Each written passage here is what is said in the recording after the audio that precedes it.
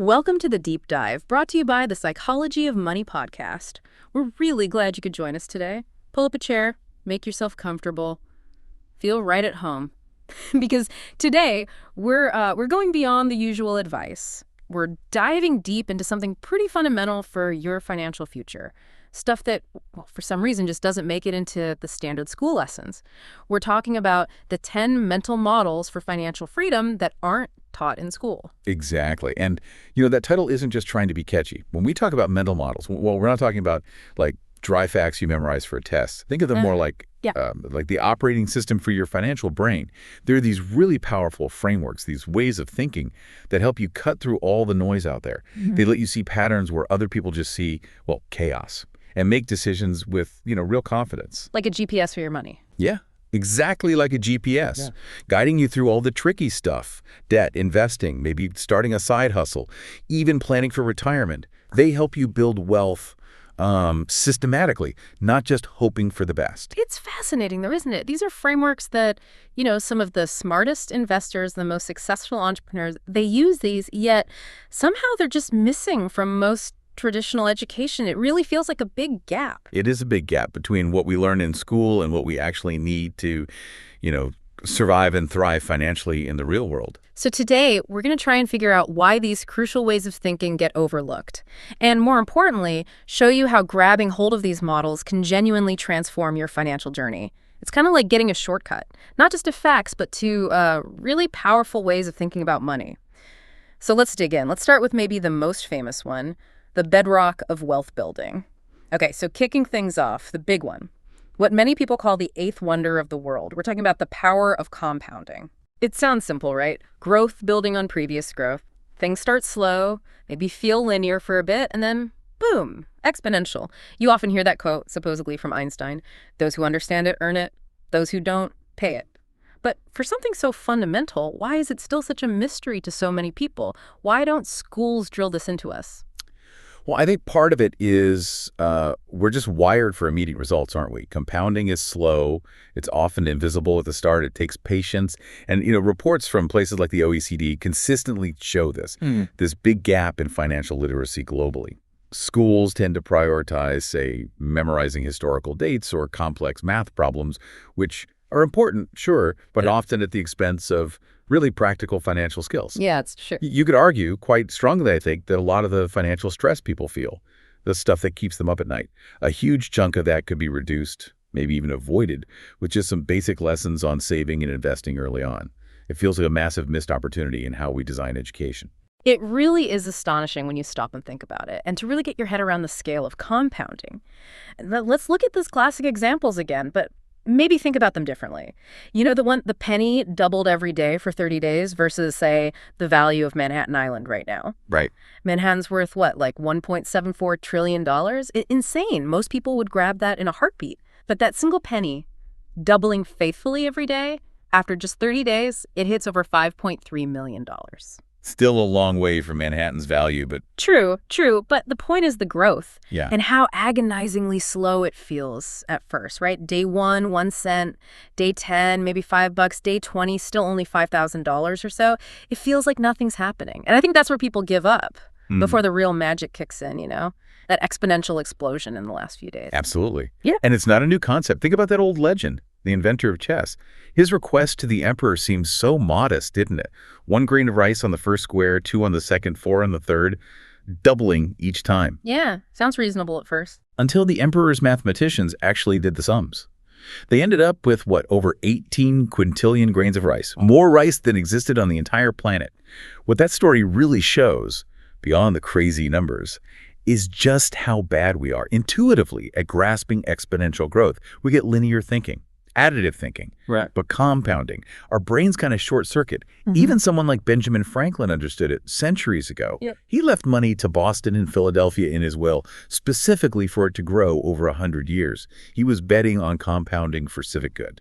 So for listeners wanting a quick mental check, there's that handy rule of 72, right? Oh, yeah. Super useful. You just divide 72 by the annual interest rate you expect to get. Roughly, yeah. And that tells you about how many years it'll take for your money to double. So if you're getting, say, an 8% return, 72 divided by 8, that's 9 years. Your money doubles roughly every 9 years. It's a neat trick. It is.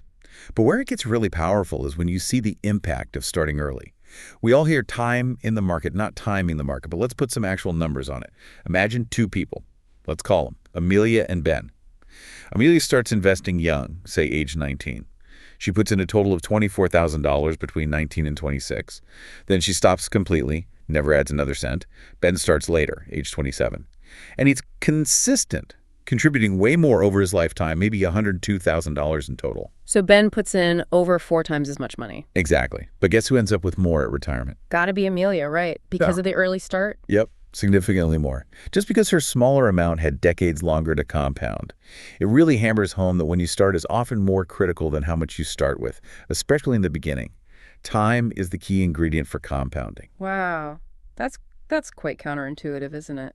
It really is. So, okay, for you listening, how do you actually use this? First off, make the most of those tax-advantaged accounts, things like Roth IRAs, 401ks in the U.S., or similar accounts elsewhere. The difference is it can be staggering. Like say you put $6,000 a year into a Roth IRA, earning 8% for 30 years. You could end up with around $1.22 million tax-free in retirement. Do the same thing in a regular taxable account, paying, say, 24% tax each year on the gains. You might only have about $933,000. So nearly $300,000 less, just because of taxes interrupting the compounding. Precisely. Taxes are a drag on compounding. And if your employer offers a match on your 401k or equivalent, it's literally free money. Don't leave that on the table. A 50% match on a $60,000 salary, if you contribute enough to get the full match, say $3,600 a year, that alone could grow to over $1 million after 30 years. Way more than the $670,000 or so you'd have without the match. And the flip side of maximizing growth is minimizing the things that eat away at it, right? Yes. Like fees. Oh, absolutely critical. John Bogle, the founder of Vanguard, basically built his entire empire on this idea, a seemingly tiny 1% annual fee. Doesn't sound like much. But over 30 years, that 1% fee can reduce your total portfolio value by something like 26%. A quarter of your potential wealth just gone. Gone. Vanished into fees. So keeping costs low is paramount. And you can apply this compounding mindset to your savings habits too. Think about a recurring expense, maybe $100 a month, a subscription you don't use, extra takeout.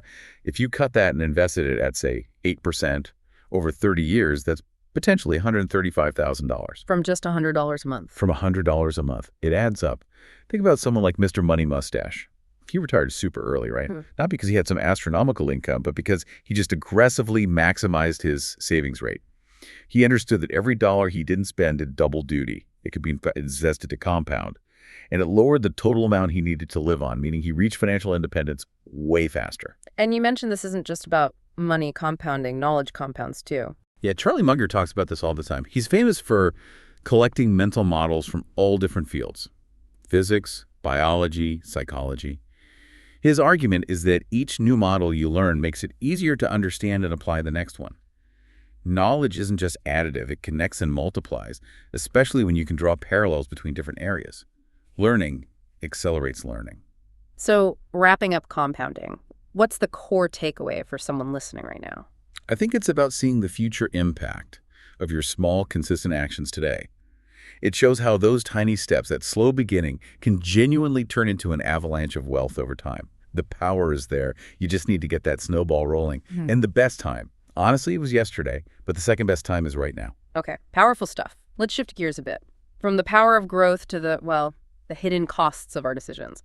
Our second model, opportunity cost. Ah, yes, the unseen price tag. Exactly. It's the value of the next best thing you give up when you make a choice. You mentioned that French economist Bastiat talking about what is seen and what is not seen. That's him. Back in the 1800s, he pointed out that we focus so much on the immediate, visible cost or benefit that we completely miss the invisible consequences, the opportunities we sacrificed. And schools don't really teach this way of thinking, do they? They teach the sticker price. Not usually, no. Yeah. They teach direct costs, the price tag, the loan payment. Yeah. But the value of the foregone alternative, that's rarely part of the lesson plan. And honestly, our own brains kind of work against us here too. We're biased towards the present, right? Instant gratification feels way better than some abstract future gain. Psychologists call it present bias or hyperbolic discounting. We just undervalue the future. So let's make it concrete. You use the example of Jane getting a $5,000 bonus. Right. So Jane gets $5K. She could pay down her nasty credit card debt. Let's say it's at 20% interest. Ouch. Or she could invest it in an index fund, hoping for maybe an 8% return over the long run. Cool. Or that dream trip to Bali she's always wanted. Bali sounds good. It does. And most people would just say, okay, the Bali trip costs $5,000. End of story. But the opportunity cost view is totally different. If she chooses Bali over paying off that debt, the real cost isn't just the $5. It's also the extra, say, $6,200 in interest she'll keep paying over the next few years because she didn't clear the debt. Wow. Okay. So the trip really cost over $11,000 in that sense. Exactly. Or compare Bali to investing. If she'd invested that $5,000 at 8% for 30 years, it could have grown to over $50,000. So the opportunity cost of that Bali trip, viewed through the lens of long-term investing, wasn't $5,000. It was $50,000 of future wealth she potentially gave up. That really reframes the decision, doesn't it? It's not just, can I afford this, but what am I truly giving up to have this? Precisely. And it applies to big things too, like buying a house versus renting. You put down, say, $60,000 on a $300,000 house. That $60K is now tied up in the house. If you could have invested that $60K elsewhere and earned 8%, but your house only appreciates at 3%, well, there's a 5% opportunity cost on your down payment every year. Of course, renting has its own opportunity cost, no equity building, maybe no tax breaks depending on where you live. There's no single right answer. It depends on the market, your life stage, what you value. The point is to make the decision with your eyes open to both what you gain and what you forego. So how do we actually start doing this? It feels like it could be paralyzing if you overthink every little purchase. Yeah, you don't want analysis paralysis. A good starting point is just awareness. Before you make a significant purchase, maybe anything over $100 or whatever feels significant to you, just pause. Take 30 seconds. Ask yourself, what else could this money do for me? What am I giving up? You don't have to deny yourself everything, but just being aware of the trade-off makes your choices more intentional. I like that. Just a quick pause. Another really practical tool is the per-hour method. Figure out your real after-tax hourly wage. What's an hour of your life actually worth in dollars? Then translate purchases into hours worked. That $120 dinner isn't just money. It's maybe 4 hours of your time at your desk. That $24,000 car could be 800 hours or more. Oof, that puts things in perspective. It really does. I had a friend, Sophia, who did this with her clothes shopping. Realized it was costing her like 8 hours of work each month. She consciously cut back, invested the difference, and basically bought back 4 hours of her life each month while also boosting her savings. It makes the abstract cost feel very real. You can also look at it from the future, right? The future value perspective. Exactly. Take those small regular expenses, that $4 daily coffee. It's about $120 a month. Invest that $120 a month at, say, 7% for 20 years. You're looking at nearly $60,000. Or a $15 daily lunch habit, over $138,000 in the same time frame. What? Again, it's not about making you feel guilty for buying coffee. It's about illustrating how small, seemingly insignificant choices compounded over time add up to really significant amounts. When people see these numbers, they often naturally start cutting back on the stuff that doesn't bring them much joy and redirecting that money towards things they value more, including future freedom. And wasn't there that framework Jeff Bezos used, regret minimization? Yeah, the regret minimization framework. When he was deciding whether to leave his comfy Wall Street job to start Amazon, he imagined himself at 80, looking back. Would he regret trying and maybe failing? Or would he regret never having tried at all? You can use that for spending too. Ask yourself, in 10 years, will I regret buying this thing? Or will I regret not investing this money instead? It clarifies priorities. So opportunity cost forces you to be deliberate, to align your spending today with what you really want tomorrow, making those invisible costs visible. Couldn't have said it better myself. Okay, model number 3. This one feels really crucial for avoiding mistakes. Second-order thinking.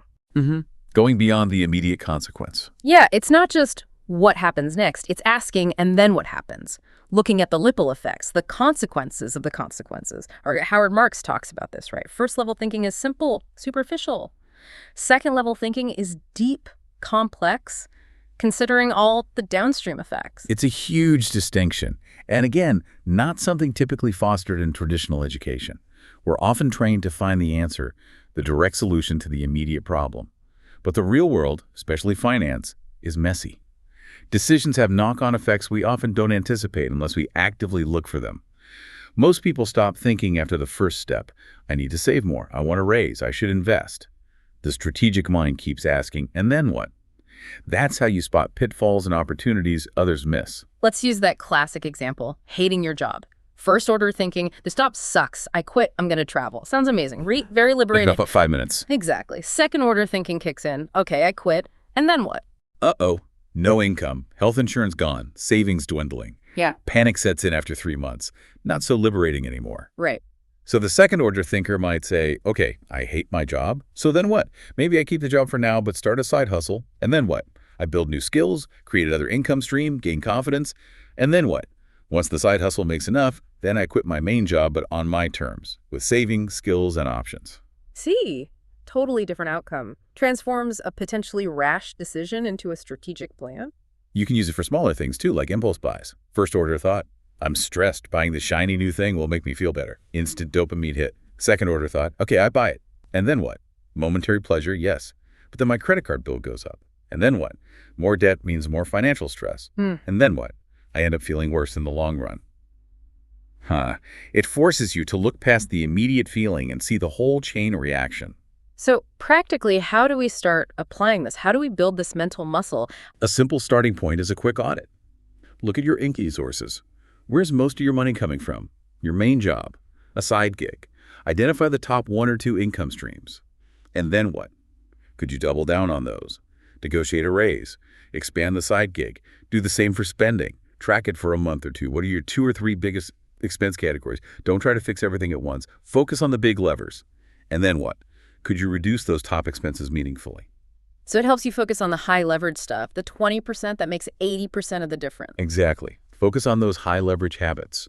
Things like automating savings, regularly investing, maybe dedicating time each month to learning about finance. Those actions have significant downstream effects. And whenever you face a big financial decision, buying a car, changing jobs, making a large investment, just consciously ask yourself that question.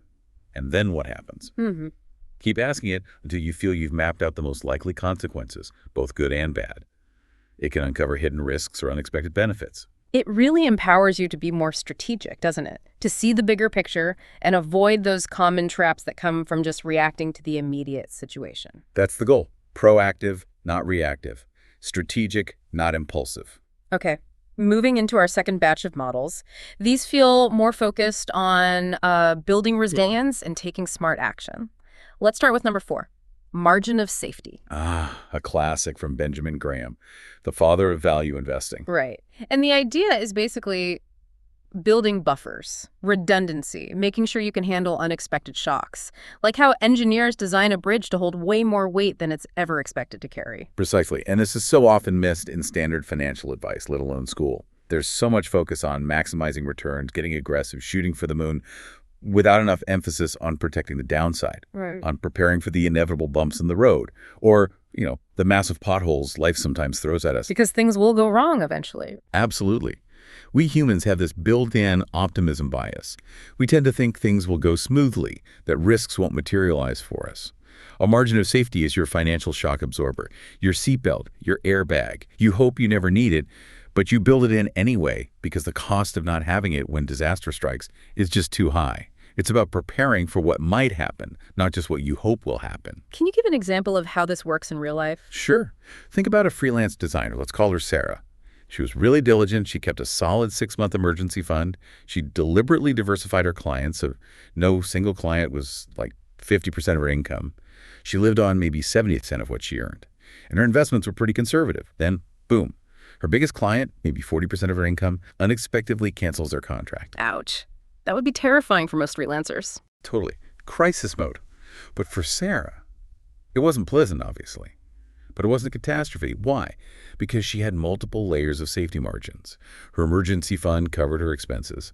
Her lower cost of living gave her breathing room. Her other clients provided a baseline income.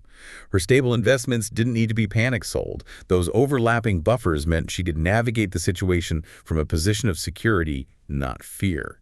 She had time to find new clients without desperation. That's margin of safety in action. And it's not just about money, is it? You mentioned applying it elsewhere. Definitely. Think about a career change. How much financial runway do you really need? Maybe more than you initially think, to provide a buffer if the new path takes longer to pay off, or buying a house.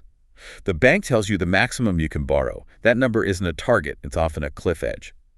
Aiming for a mortgage payment that's comfortably below that maximum builds in a crucial margin for unexpected repairs, job loss, rising rates. Even relationships, in a way.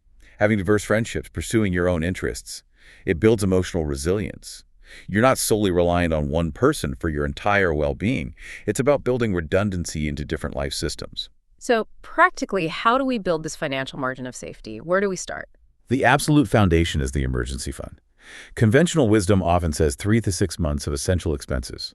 But for a real margin of safety, especially if you're single income or a freelancer with variable earnings, I'd argue for 6 to 12 months of total living expenses.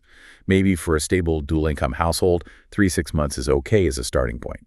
But more is always better. And crucially, keep this money safe and accessible. High-yield savings account, maybe a money market fund, not tied up in investments or hard-to-reach places. Best way to build it? Automate it. Set up an automatic transfer from your checking to your emergency savings each payday. Out of sight, out of mind. It just grows. Okay, emergency fund is key. What else? Income resilience. Don't rely on a single paycheck if you can possibly avoid it. Explore side hustles. If you're freelance, diversify your client base. Look into passive income streams over time. Spending resilience. This is huge. Simply live well below your means. Spend less than you earn consistently. This creates a natural buffer in your monthly budget. It's not about deprivation. It's about conscious choices. Debt resilience. Keep debt low, especially high-interest debt like credit cards. Avoid it like the plague. Lower debt means more flexibility when times get tough. And finally, conservative planning. Fight that optimism bias. Base your budgets and projections on your average or current income, not your best month ever. Add a buffer, maybe 15–20% to your tracked expenses for all those little things you forget to account for. And use conservative, below-average return assumptions for your investments. Plan for mediocrity, hope for greatness. It sounds like it might slow down growth initially, being so conservative. It might feel that way. Building buffers might seem restrictive at first glance. Maybe you invest a bit less aggressively. Maybe you buy a smaller house. But the freedom it buys you is immense. Freedom from constant financial fear. Freedom to make choices based on your values, not desperation. Freedom to weather storms without panicking. Ultimately, that robust foundation allows you to pursue your real goals more effectively because you're operating from a position of strength, not fragility. It's profound freedom. Okay, model 5. This one feels like a big mindset shift for many people. Equity salary, or making money work for you. Yes, moving beyond just trading time for dollars. The core idea is that real wealth isn't built just by earning a higher hourly wage or salary. It comes from owning things, assets that generate income or grow in value on their own. Working while you sleep. You quoted Buffett. If you don't find a way to make money while you sleep, you will work until you die. Pretty stark. It is stark, but it captures the essence. It's that rich dad, poor dad idea, right? Rich dad focused on acquiring assets, things that put money in your pocket. Poor dad, often unintentionally, acquired liabilities, things that take money out of your pocket, often disguised as assets, like maybe a fancy car bought on credit. And again, traditional education doesn't really prepare us for this owner mindset, does it? Not typically. School largely trains us to be good employees, to work for money within someone else's system. It rarely teaches us how to build or own the system itself, how to make money work for us. It's a fundamental difference in perspective. I remember talking to a friend, a high-flying executive. He felt like he was constantly on a hamster wheel, just chasing a bigger paycheck, trading more hours for more dollars. Then he consciously started shifting his focus, investing in small local businesses, buying rental properties. His big realization was, wow, my money is now working harder than I am. That shift from active earning to passive or portfolio income. That's the goal. Understanding the difference between an asset puts money in your pocket, like a dividend stock, a rental property, a profitable business, and liability takes money out like a car loan payment, credit card debt, sometimes even your primary residence if the costs outweigh appreciation. Think about how the wealthy often approach luxury spending. They tend to buy the fancy car or the big house after their asset column is generating enough income to easily cover it. The focus is on building the income-producing assets first. Whereas many others might buy the liability first, financed with debt, and then feel trapped having to work harder just to pay for it. Exactly. So how do you put this into practice? One way is to focus on developing skills with scale potential. These are skills where you can create value once, but sell it or leverage it many times over. Think software development, writing a book, creating online courses, maybe mastering sales where your income isn't directly tied to hours worked. Remember Michael, the lawyer you mentioned? He shifted from billing purely by the hour, which capped his income, to creating standardized legal products he could sell repeatedly. That unlocked scale. Right. Decoupling income from time. Precisely. Another classic path is real estate investment. buying properties, renting them out. It offers potential for both appreciation, the property value going up, and cash flow from rent. It's a tangible asset that can generate income over the long term.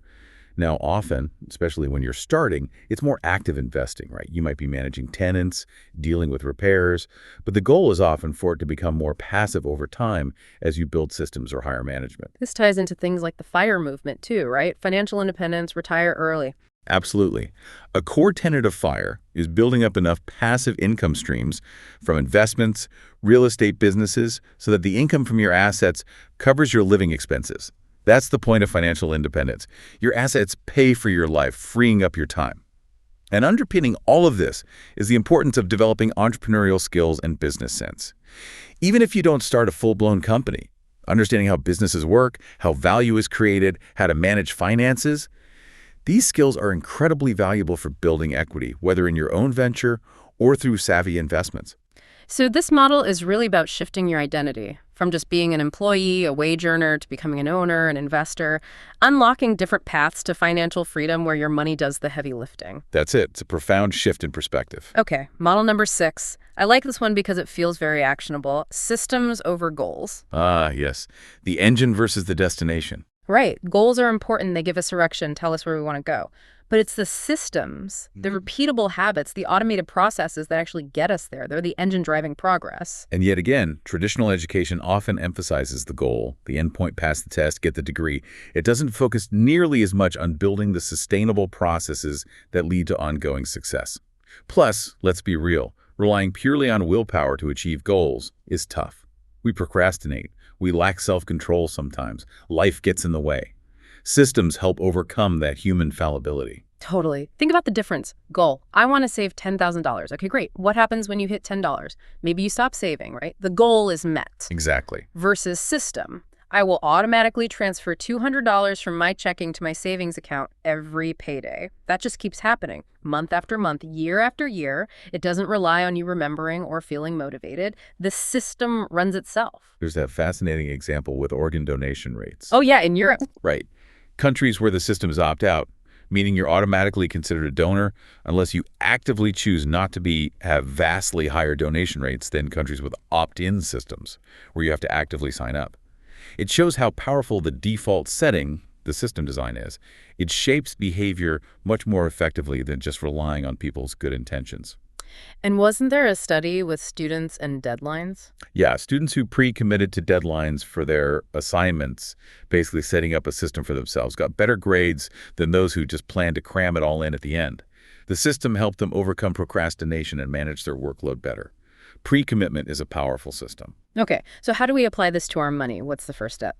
The easiest, most powerful thing you can probably do this week. Automate one thing. Set up that automatic savings transfer. Schedule a recurring investment into your retirement account. Automate a bill payment or a debt payment. Pick one thing and make it automatic. The goal is to make good financial behavior the default, the path of least resistance. So you almost trick yourself into doing the right thing. Kind of. Set up those automatic investment contributions and then try to, well, sort of forget about them. Let them run in the background. This forces you to live on slightly less than you actually make, creating a subtle pressure to maybe spend a little less elsewhere. It builds the saving and investing habit without constant effort. Also, think about decision fatigue. We only have so much mental energy for making good choices each day. Right, willpower is finite. So, use systems to manage that. Maybe tackle important financial decisions first thing in the morning when you're fresh. Stagger big decisions so you're not trying to make 5 huge choices in 1 week. Use checklists for complex processes like reviewing insurance or planning taxes. And for fighting procrastination on financial tasks? Create your own deadlines. Schedule specific time blocks in your calendar for money tasks, reviewing your budget, checking investments, educating yourself. Treat that appointment with yourself like you would an important meeting. Protect that time. That's your system for ensuring financial admin actually gets done. So systems turn sporadic effort into consistent progress, building a financial engine that works for you without needing constant willpower. Exactly. Design your environment and your processes to make success the most likely outcome. Okay, final section. We're diving into models that help us deal with our own psychology and maybe consider paths less traveled. Model number 7, inversion. This one's kind of cool. It flips things around. Yeah, instead of asking, how do I succeed? Yeah. You ask, How could I guarantee failure? And then you just don't do those things. It's about avoiding stupidity as much as seeking brilliance. It sounds simple, but it's incredibly powerful. And again, not how we're usually taught. Schools tend to focus on finding the right answer, the paths to success. Mistakes are often punished, which discourages learning from them. But think of that Mark Twain quote. Good decisions come from experience. Experience comes from making bad decisions. Failure isn't the opposite of success. It's often a stepping stone to success, if you learn from it. So, using inversion for finance. If you want to avoid being broke and miserable, what would you definitely do? You'd probably get into tons of high-interest credit card debt, right? Oh yeah, number one on the list. You'd never save a penny. You'd try to time the market, buying high and selling low based on panic. You'd invest in complex things you don't understand because someone hyped them up. You'd constantly try to impress people by buying stuff you can't afford. That's a pretty good recipe for financial disaster right there. So inversion says, just don't do that stuff. Rigorously avoid those known failure points. By simply avoiding the biggest mistakes, you dramatically increase your odds of ending up in a decent financial position almost by default. It simplifies things. As the saying goes, winners aren't afraid of losing, but losers are. Avoiding failure often means avoiding success too. So practically this means debt management. Avoid high-interest debt like the plague. If you have it, attack the highest interest rate first. Use credit cards as tools, not free money. Absolutely. Mindful spending. Fight that urge for instant gratification. Really learn the difference between a need and a want. Avoid those big, flashy, depreciating assets like new cars every few years if your goal is wealth building. And just recognizing those common bad habits, like only making minimum payments on credit cards, that's a guaranteed way to stay in debt forever. Exactly. Inversion provides clarity. It highlights the traps. By focusing on what not to do, you create a clearer, safer path forward. Fewer big mistakes often lead to better long-term results than chasing home runs. Okay, Model 8. Circle of competence. Knowing what you know and, crucially, knowing what you don't know. Humility in investing. And in life, really. Championed by Buffett and Munger. Their argument is, stick to your knitting. Operate and invest only within the areas you genuinely understand deeply. Right. Because venturing outside that circle, especially in finance, is where people get into serious trouble. And again, education might sometimes push for broad, maybe superficial knowledge, rather than deep expertise in a specific area. Plus, that pesky overconfidence bias kicks in. We think we understand something more than we actually do. There's that simple test, right? If you can't explain an investment clearly to a 10-year-old... You probably shouldn't own it. Yeah? It's a great filter. It helps you resist FOMO, that fear of missing out. When everyone's piling into the latest hot crypto coin or tech stock you know nothing about. If it's outside your circle of competence, resisting the hype is the smart move. Investing in something you don't understand isn't investing, it's gambling. So for most people listening, what does sticking within their circle mean for investing? Honestly, for most non-professional investors, acknowledging a relatively small circle of competence is wise. That usually means sticking to things that are easier to understand and manage, like broad, diversified, low-cost index funds or ETFs. They give you exposure to the whole market without requiring you to become an expert stock picker. Simple, effective, and well within most people's ability to comprehend. Always do your research, of course. Understand what you are buying, even if it's an index fund. And if you seek advice, look for a qualified advisor, like a certified financial planner, CFP, who has a fiduciary duty to act in your best interest, and ask them point blank, how do you invest your own money? See if they have skin in the game and believe in their own advice. Be wary of people just selling products, especially complex insurance policies. And this applies beyond investing too, right? Building competence in your career, your skills? Absolutely. Continuously invest in yourself, learn new skills, deepen your expertise in areas that genuinely interest you and where you have aptitude. Remember knowledge compounding. Building deep competence in one area often makes it easier to connect ideas and learn in adjacent areas. It builds a unique, valuable skill set. This model fosters a healthy humility. It protects you from costly errors born of arrogance or ignorance. And by focusing your energy within your circle, you build real confidence and can generate much better results. Know your boundaries. Okay, number 9. This one feels more psychological. The abundance mindset. Yeah, this is powerful stuff. It's the underlying belief that there is enough and that you have the capacity to generate what you need. As opposed to a scarcity mindset, which sees everything as limited, zero sum. Exactly. The scarcity mindset breeds fear, hoarding, keeping score, seeing others' success as your loss. The abundance mindset fosters openness, generosity, collaboration, a willingness to take calculated risks and see opportunities. And counterintuitively, it's often much more economically advantageous in the long run. How so? Why is abundance better for your finances than being super careful and, scrimping and saving? Well, traditional advice can sometimes push people towards scarcity by overemphasizing deprivation. Cut every expense, never spend, which can be demotivating and, frankly, miserable. I knew these two friends. One was classic scarcity, always splitting hairs over pennies, keeping meticulous track of who owed who what, felt like life was a constant battle for limited resources. The other friend, just naturally generous, open, happy to treat, didn't sweat the small stuff, assumed things would work out. Guess who ended up doing far better financially and having richer relationships? The generous one. By a mile. It wasn't magic. His openness and generosity built a wider, more supportive network. People wanted to help him, collaborate with him. He saw opportunities where the other saw threats. His positive outlook made him more resilient and willing to take smart risks that paid off. Generosity often creates positive feedback loops. It's like a self-fulfilling prophecy. If you believe there's abundance and opportunity, you're more likely to find it. There's definitely an element of that. Your mindset shapes your perception and your actions. Think about investing. Someone with a scarcity mindset is terrified of losing money, so they keep everything in cash, safe, under the mattress, or in a low-interest account. But the abundance mindset sees the opportunity cost of that. They see that inflation is silently eroding the cash. They understand that calculated risk, like investing in the market over the long term, is necessary for growth. They focus on the potential upside, managed with prudence, rather than being paralyzed by the fear of downside. So how do we cultivate this? If we tend towards scarcity, can we change? I think so. It starts with awareness. Notice when you're operating from fear or lack.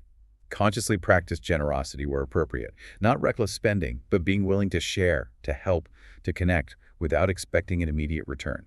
It changes your energy and how others respond to you. Recognize that competence combined with likability is incredibly powerful.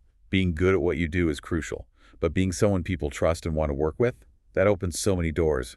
Raw talent alone often isn't enough. And trusting yourself. Yes. Cultivating trust in your own ability to figure things out, to generate income, to solve problems. When you trust yourself, you're more willing to take those necessary calculated risks. Apply for the bigger job, start the side project, invest for the future because you believe you can handle potential setbacks. You have faith in your own resilience and resourcefulness. You have a metaphoric safety net built inside you. So the abundance mindset isn't about denying risks, but about facing the future with confidence and openness, believing that solutions and opportunities exist. Beautifully put. It shifts your whole internal narrative around money and possibility. Okay, last one, model number 10. And it feels like a culmination of many of these ideas. Embracing calculated risk, or maybe realizing that playing it safe is risky. Right. Challenging that deep-seated conventional wisdom. The idea that in a world changing as fast as ours, just staying in your comfort zone, relying on that one safe job, might actually be the most dangerous strategy in the long run. Exactly. Yeah. Because true security doesn't come from clinging to perceived stability. It comes from having options, from controlling your income streams, from being adaptable. We heard it before. Winners aren't afraid of losing. Failure isn't the end, it's data. It's part of the process. Avoiding failure at all costs often means avoiding growth and success too. And school definitely conditions us for safety, doesn't it? Seek the stable job, avoid mistakes, follow the set path. It often does, yeah. It can inadvertently stifle that entrepreneurial spark, that willingness to try something new, to take a measured risk for a potentially much larger reward. It discourages learning through trial and error, which is fundamental to progress. You mentioned people realizing that working for someone else for 40 years, building no assets, that felt riskier in the long run than maybe starting a business or investing, even though those felt scary initially. It's a common realization for many entrepreneurs or investors. The perceived safety of the corporate ladder can feel like a gilded cage, offering limited upside and complete dependency on one employer. Taking control, even with its own risks, can feel fundamentally less risky over the long haul because you own your destiny. Think about Parent 80, that young teenager starting a GPT agency instead of following the traditional school path. Extreme example, sure, but it embodies that willingness to take a calculated risk on an unconventional path early on. It's that rich dad idea again. Don't let the fear of losing be greater than the excitement of winning. So practically, how do we embrace calculated risk without being reckless? First, cultivate an action bias. Fight inertia. Start before you feel 100% ready. Perfectionism is the enemy of progress. Taking an imperfect first step is way better than endless planning that leads nowhere. Second, relentlessly pursue income diversification. Build multiple streams, side hustle, investments, maybe a small online business. Reduce that dependency on a single paycheck. That's a huge risk mitigator. Continuous learning too, right? Yeah. Building valuable skills. Absolutely. Continuous self-investment. Focus on skills that are in demand and give you options. Tech skills, trades, communication, negotiation, sales, things that make you valuable in the marketplace. And don't underestimate networking and social skills. They open doors that qualifications alone can't. Then there's strategic debt.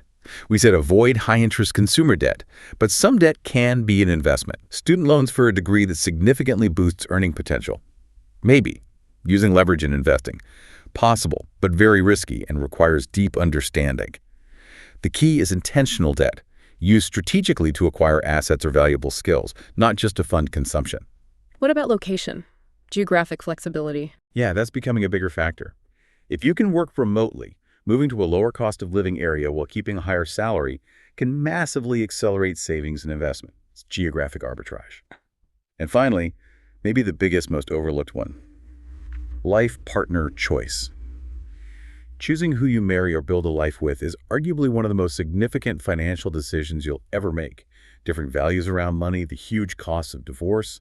Getting this right, finding someone aligned with your financial philosophy is a massive factor in long-term stability and wealth building. Wow. Okay, so embracing calculated risk isn't about being reckless. It's about being proactive, adaptable, building options, and taking control, because standing still might be the biggest risk of all. That's the core idea, building genuine security through adaptability and ownership, not just perceived safety. Hashtag tag tag outro. Okay, wow. We have really covered a lot of ground today. Those 10 mental models.